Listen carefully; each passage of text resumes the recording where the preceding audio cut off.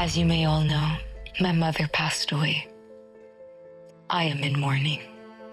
Hindi lang dahil sa pagkamatay niya, kundi sa pagkamatay na rin ng old Shari de Jesus. Wala na ang Shari de Jesus sa sunod-sunuran kahit kanino man. Nandito na ang bagong Shari de Jesus. Ang Reyna Emperatriz ng ganda at kante. I am launching my own beauty line. Emperatriz Cosmetics. Wear the crown that you fought for. And to you, Noreen Alfonso. Alam kong nanunood ka.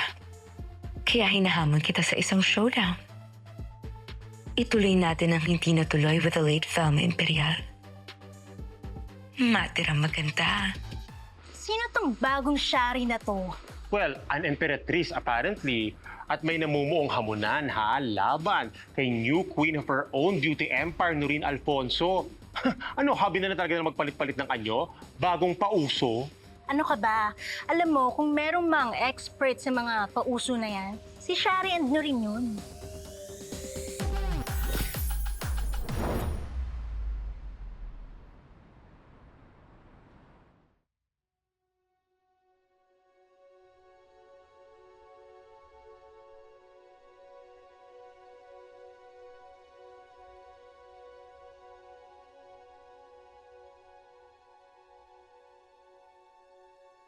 Maraming salamat sa pagpunta ninyo dito.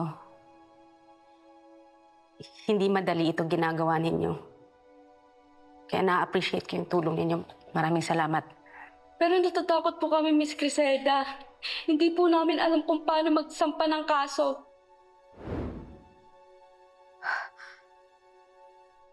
Paano po kahihiyan namin?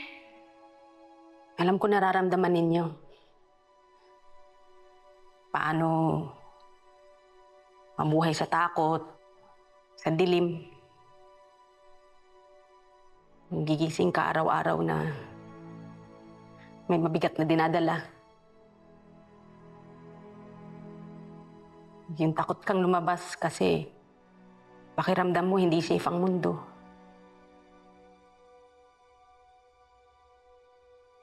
Yung lagi kang nakatingin sa paligid.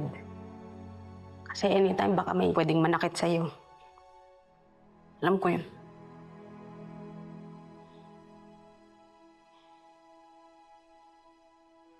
Pero sinabi ko sa sarili ko, nakikilos ako para sa mga kagaya ko. Alam ko, natatakot kayo. Dahil ihinahihiya natin ng mundo yung mga nangyari sa atin.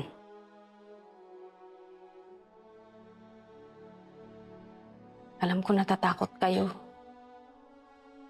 Ako din naman. Pero, dapat nga ba tayo ang mahiya? Hindi. Sila ang dapat mahiya.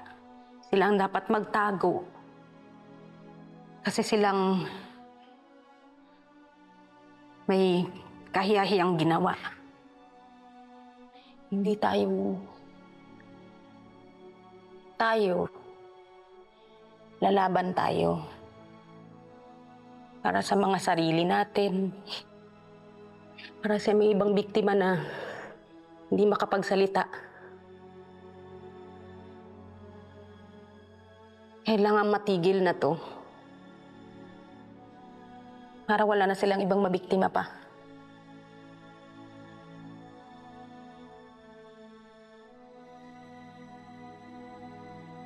The only way to do that is to come into the light.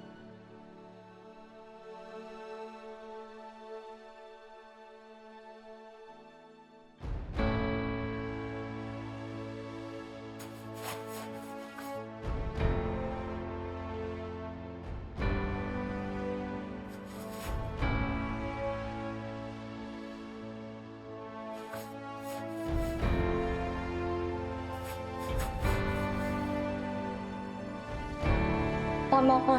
Di dapat kayo matakot. Panahon na para matigil na yung ginagawa nila. Anong kailangan namin gawin? So, kailangan nating tumistigo. Kailangan natin ituro ang mga salarin.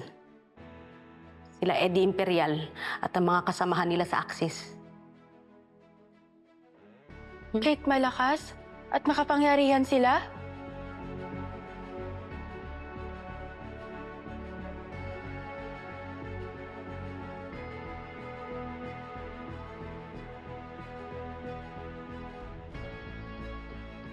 Oo. Lalong-lalo na dahil malakas at makapangyarihan sila.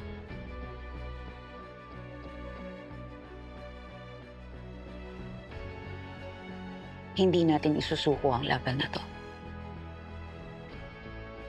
Lalong-lalo na ngayon. Na-realize ko na hindi na lang para sa Ate Helena ko ang laban na to. Para sa ating lahat to.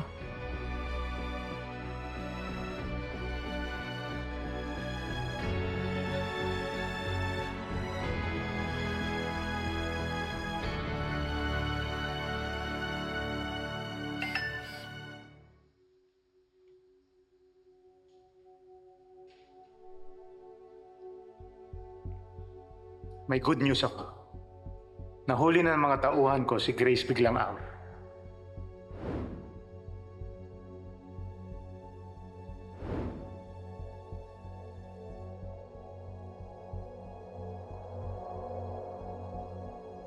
At mukhang willing siyang tumistigo.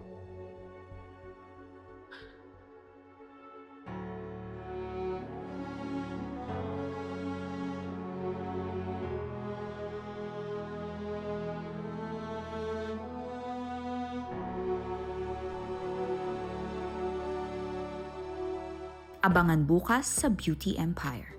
Napansin ko lang na medyo mukha kayong stressed. By the way, I am Javier. Noreen, Sixto! Makinig ka. Hindi pwede magsalita ang babaeng yan. Ligpitin mo na yan. Since Velma died, you have been acting weird. What, you think I'm acting weird? Yes. Alam kong mahirap tanggapin na patay na si Velma. Pero hindi na... Velma is alive! Ano na naman tong palabas na to? Gusto lang naming magkaroon ng celebration of life for Miss Velma. So, smile! Say hi to everyone! We're live on all my social media channels. I don't have to say anything. Especially since alam kong buhay pa si Velma.